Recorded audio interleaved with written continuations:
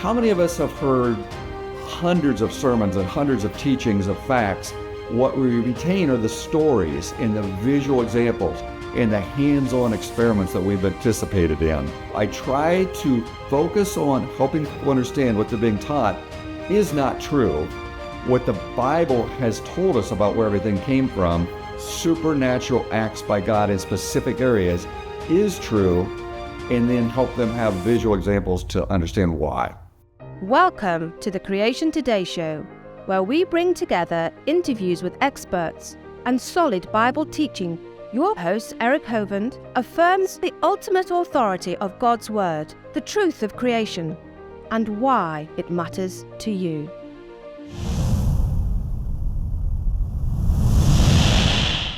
Turns out teaching creation science doesn't require a PhD in science or in education. All you need is the ability to explain truth. And when you use real-world examples, it helps a lot.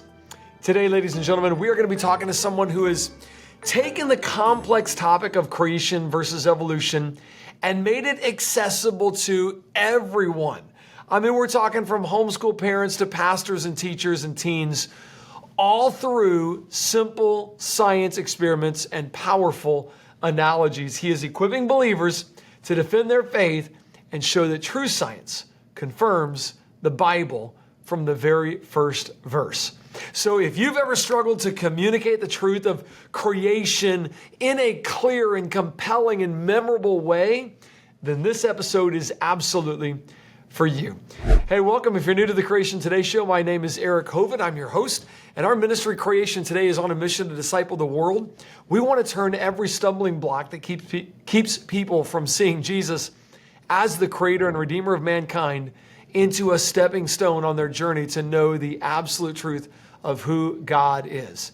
So thanks for joining us as we explore creation today. To my social media viewers out there, please hit those like and follow buttons.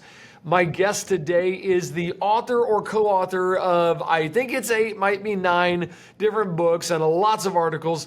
He's traveled the globe over the last 17 years presenting the truth of creation in schools, universities, churches, camps. He is a powerful communicator, and you're going to love his stories and you're going to love his analogies. Ladies and gentlemen, please help me welcome Mr. Bruce Malone. Bruce, thanks for coming back to the Creation Today Show, sir. Thank you so much, Eric. One of my favorite places to be is on your show. So thank you for having me today. I love hanging out with you. I got to go on a missions trip with you, my wife and I, when you took us to Fiji to speak in public schools all across Fiji and give away copies of your books.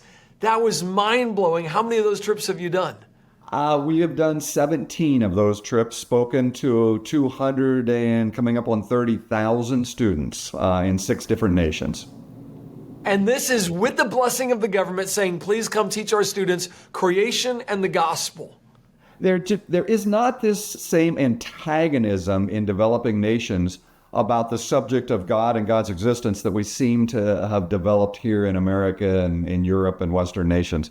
So yeah, if we can come in and show them there is no conflict between believing in God and understanding the world around us and where it came from, and then show them the evidence for that in a 1-hour-long science assembly, we find that schools are very, very open to it. And that's what we've been doing for about the last 7 years.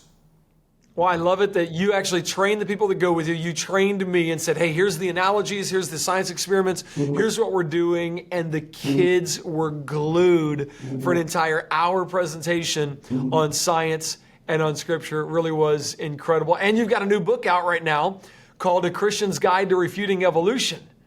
Yeah, that's a book as we would go into these schools. And by the way, let me just back up a second. Probably 15 years ago, our church would do a Super Bowl party, and at halftime they would have a little gospel message presentation. Ask the youth pastor, can I have 5 minutes to give these kids some of the evidence for evolution? And I used one of these little illustrations that we're about to show and talk about. And then I gave them all a book called Refuting Evolution by Jonathan Saforti. Now, Answers in Genesis had made that available for $1 a copy, gave away 500 copies to kids in our schools, in our city. 2 weeks later, I asked the kids how they enjoyed the book. I could not find a single student that had read it because it was filled with facts and information and evidence, but it looked more like a textbook than a book that was just fun and interesting to read.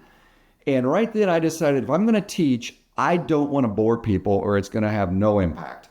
So my teaching, my writing, my books, the style is illustrations, examples, experiments, analogies. And even when we do these presentations, it's make it fun, make it interesting. These are high school kids that don't want just another hour of sitting filled with facts. So that's my style, and that's what we're going to talk about today. I love your style. All right, jump into why it is that you do what you do and how you do it. Obviously, you said you use examples and illustrations. I'm hoping we can see a couple today, but jump into how you do it and kind of the what you're trying to teach along the way. What are the big picture things that you're trying to get across to people? Yeah, and I'm going to back up. I'm going to start with the second part of that question. What am I trying to accomplish? We're living in a culture where the entire media, education system, museum system, internet even, is many generations down the road of trying to explain everything while leaving God out, as if God has never done anything. He may exist, but the universe made itself, life made itself, bacteria eventually transformed themselves all the way to fish and monkeys, all the way to people. Bacteria turned into people. And it's all taught as an absolute fact. Now, if you leave God out, that is the only other alternative. So it has to be true if you choose to leave God out of your thinking. Now, Christians don't do that, but they still get caught up in all of the billions of dollars that are spent to promote only this viewpoint, and they drag into their Christianity all sorts of misconceptions. So what I try to do is to look primarily at three absolute truths. Number one is that the universe could never have made itself. It's an absolute scientific impossibility. Number two, life could never have made itself. Using science, observing creation, we can figure this out. It could never have made itself. And third, a bacteria could never transform itself into a far more complex form of life and ultimately transform itself all the way into a human being by just random mutations and changes. Again, a scientific impossibility. Now, if I do nothing to state that, it's like how many of us have heard hundreds of sermons and hundreds of teachings of facts, and how many do we retain? Not that many.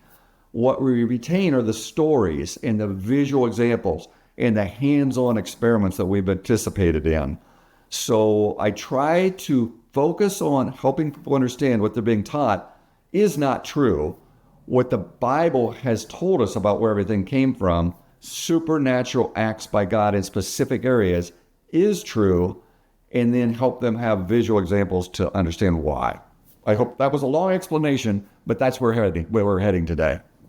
And all I'm saying is you're about to head somewhere where you're going to show some visual examples. So yes, I'm super curious how you teach these things and what you do in order to accomplish that in these young people's minds. And by the way, all of these things that we're going to show, they make great little 5-minute discussions with your kids at a dinner table, or things at bedtime, or setting aside just some time every week to connect the Bible to reality with your kids and the people around you, or normal conversations.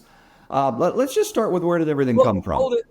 I got it right there. When I go through your book, you have QR codes throughout your book to these videos. So not only can you do a devotional with your kids, you can watch the video and see the scientific evidence that you're talking about. And a lot of those are on location. It's really cool, guys.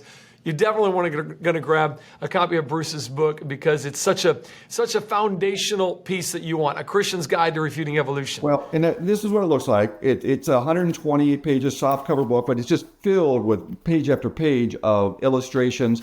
There's sections you come to which say student activity, and that's where these demonstrations are. There are links to about 20 hours of videos, over a dozen 45-minute teachings. Probably about 30 or 40 little 2- and 3-minute teachings that are great to show to kids. So it's a phenomenal book. I spent the year during COVID when I did much speaking doing this, because if we go into schools, we would have this 1-hour science assembly, but then the teachers would say, well, do you have anything that helps us work with the students in our classrooms, in our science classes. So I thought, I really don't. So I started working on it. And that's what this is, a Christian's guide to refuting the misconceptions of evolution. And let's start with the first one. We all hear about the Big Bang. It shows up in movies, it shows up in textbooks, it shows up in museums, it shows up in common language. And that's the idea that everything's here because at the beginning, something explosively expanded and turned into all the time and space and matter of the entire universe. And it happened over just a nanosecond, enormous expansion, multiple times expansion, the speed of light, slowed down at exactly the right moment. Everything as it's expanding cools down, and about a billion years later, stars and galaxies start to form. But it all started with the expansion of the cosmic egg. Now, if anybody who's trying to explain all of reality without God starts with something, it's like, all that matter was jammed into some little space. Where did the matter come from? Matter of fact, space is part of the time-space energy universe. Where did the space come from? They have to start with nothing. So the Big Bang, and it's not commonly talked about, but you'll find lots of technical papers and information. And Stephen Hawking wrote an entire book on how if you start with gravity, you can explain where everything came from. But he started with gravity. Gravity's part of the time-space energy universe. So he can't do it. They pretend that nothing turned to everything. Now, there's your starting point, speaking children. And this is what I'll do. I'll find a jar. Now, here's a nice big jar, okay? I want you to think about this. Now, suppose I was to take this jar and take the cork out and hook it up to a vacuum pump and pump every single molecule out of the jar, okay? And then real quick, stop it up. So now inside of this vessel, you've got to pretend, because even space itself has energy. It's one of those things scientists have learned out, but we're going to just use our imagination. And then soon we've sucked every bit of matter, every molecule, every bit of energy, everything out of this jar. And now we're going to wait 10 minutes and see if something appears.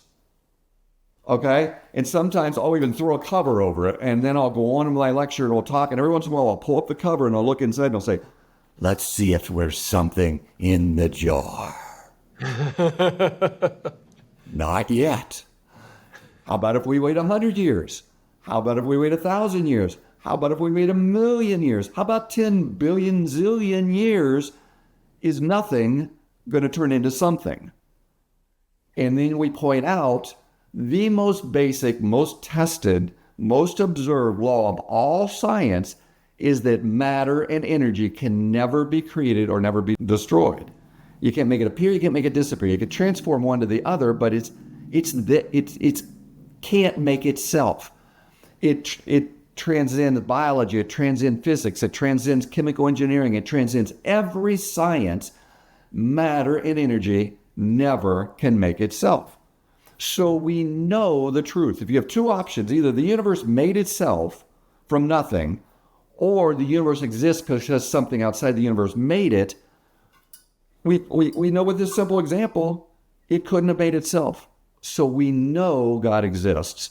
And by the way, that's the foundational starting point with all of our talks. Every human being is without excuse for belief in God because of what he has made. So by observing creation, we will know God exists because we can know it couldn't have made itself. So there's one example from cosmology physics that is just really clear, really obvious, and there's never been anything that's ever contradicted it. And what's amazing is the young people get it. The young people look at that and they go, yeah, wait a minute. And yet it's the physicists that are going, it's Lawrence Krauss going, oh, what science has discovered is that if you actually have a jar of nothing, there's actually something in it. And we're like, but you just well, said then that's not nothing. Exactly. It's just really absurd. And they try to hide the absurdity, I'll call it stupidity, inside a bunch of scientific terms when any child can see your point there. Nothing is never going to turn into something. God is not out to hide the truth. He wants the truth to be known. But the bent of fallen humanity from the time Adam and Eve rejected God, spit in his face, and said, I don't want to obey your rules. I want to have my own. I don't want you to be God. I want to be God, is to hide from God, to deny his existence, to find some excuse to leave him out. Now, God gives us the freedom to do that, but that's what's going on all around us. You take any child and you train them only one viewpoint from the time they're an infant until they're a college graduate student, they're going to believe it. Father of modern psychology, his name's Dr. William James, he said there is nothing too absurd to be believed if it's simply repeated often enough. So these folks who are, they're not out to deceive necessarily. They've been blinded to any other possibility to the point they can't even see the truth when it's absolutely apparent right in front of them. It's about two faiths. You have a faith that God exists and he's done certain things and he's told us those things, or we have a faith that you can explain everything without God. But they're both faiths. And when you leave the one out, you become totally dogmatically convinced the other is true. And then you have faith that you'll eventually figure out the problems. So that's what's going on all around us. So you, with that one little jar, with an empty jar, you just showed the first law of thermodynamics: matter can't be created or destroyed. You're pointing out that nothing can't turn into something. You are really taking out this very first lie of evolution that says, you're taking out their starting point. Now they have no starting point. How did the universe get started? You've taken away the nothing idea. Yep, that's exactly right. So now let's go on to the next thing that had to have happened. So where did the chemicals come from that turned into the biological chemicals that turned into life? Well, the Big Bang idea says, stars formed, and in the stellar furnaces, you created certain chemicals. And when stars collided and exploded, you got some other basic elements, and that those came together to form more complex chemicals and so on. So you've got to have stars to create the chemicals. Well, where did the stars come from? God tells us he made the stars. I made the stars also. Now, how does that happen? We are told gravity pulls together hydrogen gas and just packs it tighter and tighter and closer until the hydrogen is so close together it fuses to form helium, releasing lots of heat and light. And that bursts into stars. And they're constantly forming all around us today. So next, I show students, that's a nice idea. Is it true or not? Now, let me just do an experiment, because this, as I said, I like to do experiments. Gravity does pull things together, but there is another law of science called the natural gas law that says gas, if you just leave it to itself, always moves from high pressure to low pressure. Gas won't, by itself, pack itself tighter and tighter and tighter because the molecules bounce together and push off of one another and spread apart. So let's test that. See, I've got a can with high gas, pressure gas inside the can, low pressure gas in this room. Separating, it's a valve. For a star to form, it would be like opening the valve and the gravity packing the gas from this room down inside of the can. So I'm going to open the valve. Let's see what happens. Okay, be careful. I got to be careful. I'm going to take a deep breath because when I open the valve, all the gas might pack in the can and I'll suffocate. So here we go. Which way do you see the gas going? The gas is going from high pressure to low pressure, not from low pressure to high pressure. Every experiment ever done, every test ever done, every theory ever done. It's the reason combustion engines work. It's the reason refrigeration works. It's the reason weather works the way it does, because air moves from high to low pressure. There has never been an exception anywhere in the universe. Gas will never pack itself together. And another little illustration, if you just take a balloon, there's gas inside of this balloon, hot, and there's gas outside of the balloon, and the membrane is very flexible, so it's about the same pressure. Now, let's try to compress the gas. You can feel it shoving against you. You can't compress it. As hard as you try with your hands, you can't even get this little balloon to compress because the gas pressure wants to go out, not become compressed. And if you do really hard, it just breaks. And now it can spread out.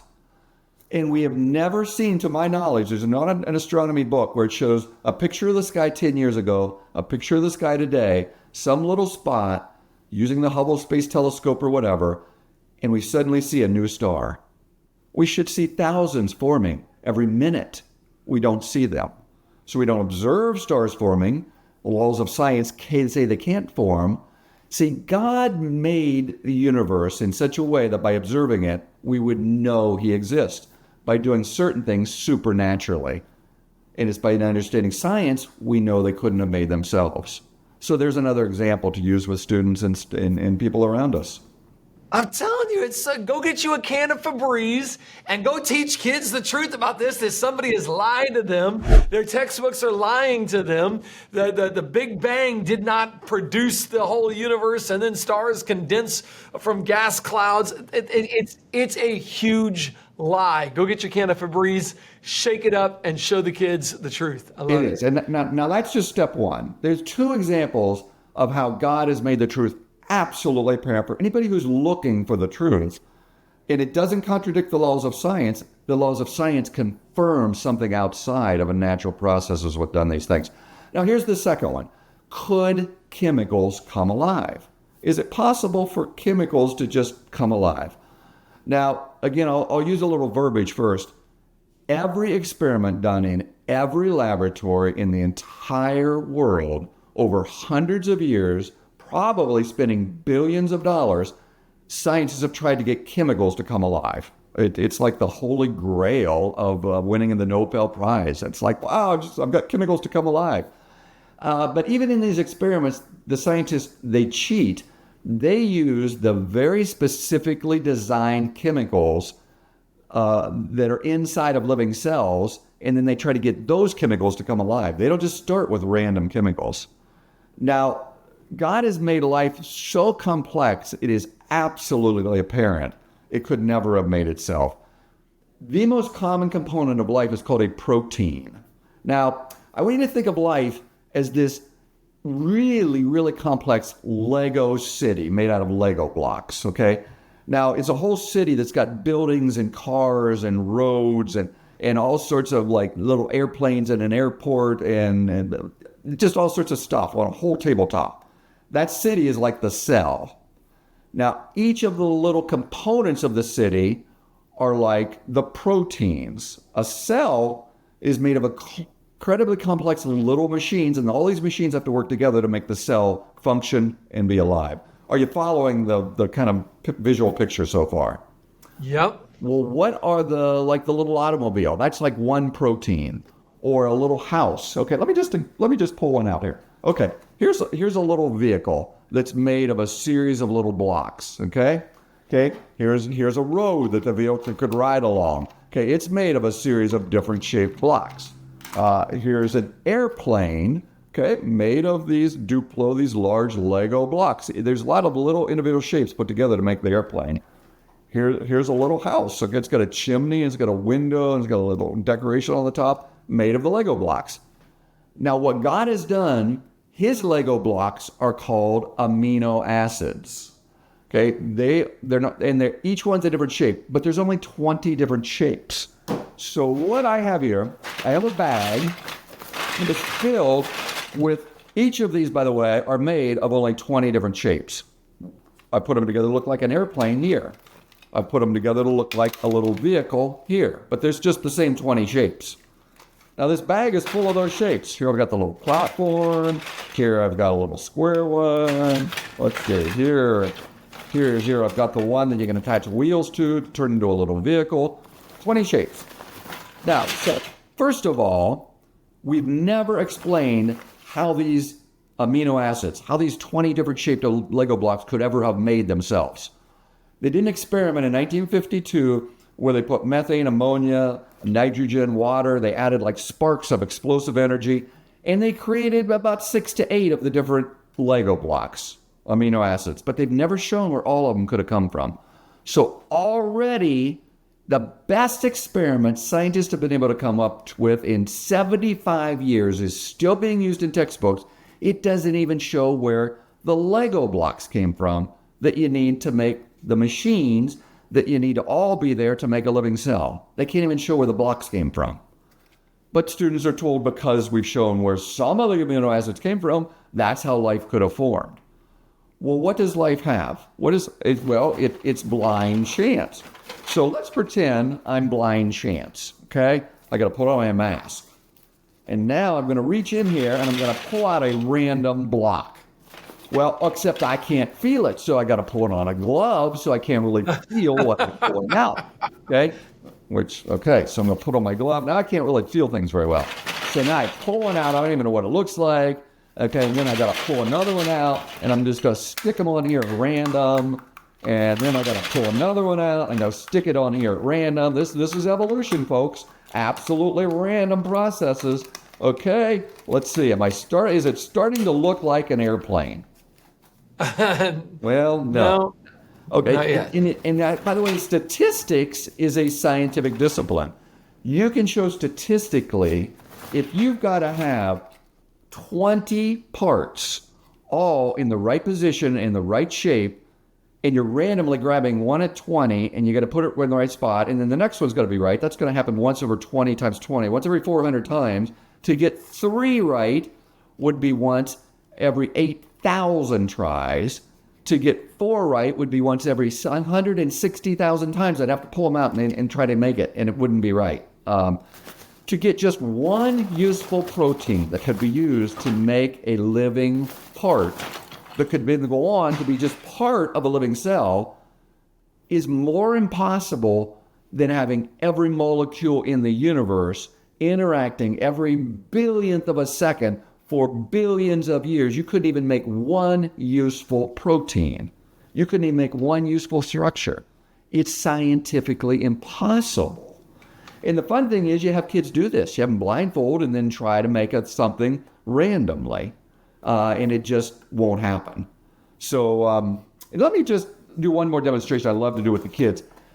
It's staggering to start to understand how complex these parts are that are inside of a living cell, the protein molecules. And our bodies have about 100,000 different proteins. And each one of them are completely specific with every part in exactly the right place and exactly the right part next and exactly the right part next, or nothing in that protein works. So I didn't use Lego blocks, I used beads. And I'm going a little closer to the camera, but if you look, there are actually 20 different color beads here, and God lines up these proteins that each amino acid, the bead's like an amino acid, is a specific shape, so it causes that whole long structure to start to bend and twist and fold and turn, so the final shape is what it needs to be. And I'm going to back up a second. Imagine a house is like a living organism. The oven might be one protein. A chair might be another protein. A book in the library is like another protein. The key is like a protein, and the lock is like a protein, and the key has to be exactly the right shape to fit in the lock. Every part that's in the oven or a clock, every gear has to be the right shape, or the oven or the clock doesn't work. See, those proteins make the machines, and the machines are inside of the whole house, which is like life. So God makes the parts the right shape by lining up the beads the right way, and every bead's in the right position, and then starts to take the right shape to work in the cell. Let me show you what one protein, typical protein, looks like. Okay, now remember, every bead has to be in the right place. So here they come. Here comes all the beads coming out of the can. Okay, there's bead after bead after bead after bead after bead. Come now, they're all lined up in exactly the right place. They're all tangled. All right, look at them coming. They're coming. They're coming. They're coming. They're coming. They're coming. They're coming out of the can. Here they come. Still coming. Every bead in the right place. Every class in the right place. Okay. Okay. And I finally reached the end. Now this one is about 4,000 amino acids long, and it will form then a protein molecule that has exactly the right shape. And if one of them's out of the right position, like with hemoglobin in our blood, if there's one of these beads wrong, it's a disease called sickle cell anemia, and people die from a very young age from it. And that's just one protein. It could never make itself. And the evolution worldview is boldly asserting all of that happened completely randomly, arranging itself in the amino acids of the 20, getting the 20 different ones exactly correct to create the absurd. It really is the fool that says there's no God, that this happened without a God. And it's not because of the evidence. It's in opposition, in spite of the evidence. The statistics, the experiments, they show us over and over again, this could never happen. But if you leave God out, it's the only option left, so you have to believe it. See, it's a belief system, but it's a belief system that contradicts logic, common sense, reality, observation, and ultimately science.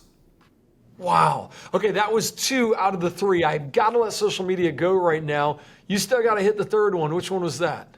The last one is, well, once you have life, and the simplest form of life is a bacteria, could it transform itself all the way into multisexual organisms, into fish, into amphibians, into dinosaurs and birds and monkeys, and eventually people? Could that happen?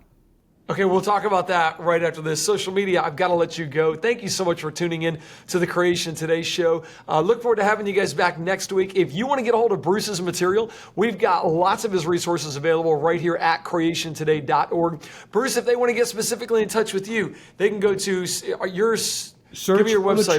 Searchforthetruth.net. It's that's the website you want to get. Searchforthetruth.net. And there they can find your resources, your videos. They can purchase stuff from you. Websites, a link to almost 100 of these little 2 and 3 minute teachings such as this that I like to do. That's great to show to your kids and have discussions. It's all there on the website. Thank you for taking the complexity of science and making it simple. Love that. Ladies and gentlemen, go get a can of Febreze, go get a jar of nothing, and put 20, hang on, how many thousand beads? That took a few evenings. That was 4,000 beads. 4,000 beads. Even putting, the simplest useful protein is about 50, and even that is an astronomical impossibility. The simplest protein is 50. That right there demonstrated 4,000. And they were as long as 50,000. So this wasn't even one of the longer ones. Wow. Yeah. Guys, evolution truly is impossible. Make sure you get his book. I'm telling you guys, what a great way to communicate the truth to somebody who needs to hear it. And then, as we're going to talk about in a second, once you kind of take the legs out from under evolution, there's only one other worldview in town. Is. They can absolutely see the truth. And God many times, uses somebody destroying the evolution worldview in somebody's mind to set up the truth of the need for the gospel, that you were created by God and you've sinned and disobeyed God's commands, and he's going to judge us, but God made a way of escape through his son, Jesus Christ. And that's the most important message you could ever hear. There is. And there's that direct link. Because we absolutely inherently know he exists, we also inherently know we are responsible for obeying him, and we know we haven't. And that's quite the conundrum. So the real message here is the love of God who loves us so much while we were still sinners. He took the penalty we deserve for our rejection and sinfulness. Your can of Febreze is going to show that evolution didn't happen, Big Bang didn't happen. That sets up the truth of what really did happen. Make sure you're sharing that with the world. Yeah, thank you. Wonderful. Man, Bruce, I love this. Let's continue on. Social media, television, podcast audience, thank you guys for joining me. To the television stations out there that are airing our program, we say thank you so much for airing the Creation Today show. Please write your station manager and let them know. Include a check in there. They usually like that. And say, hey, thank you for airing this and putting this on the airwaves, this valuable information. All right, we look forward to seeing you next week. Hey everybody, I'm here in beautiful Fiji and I've got something amazing to share with you.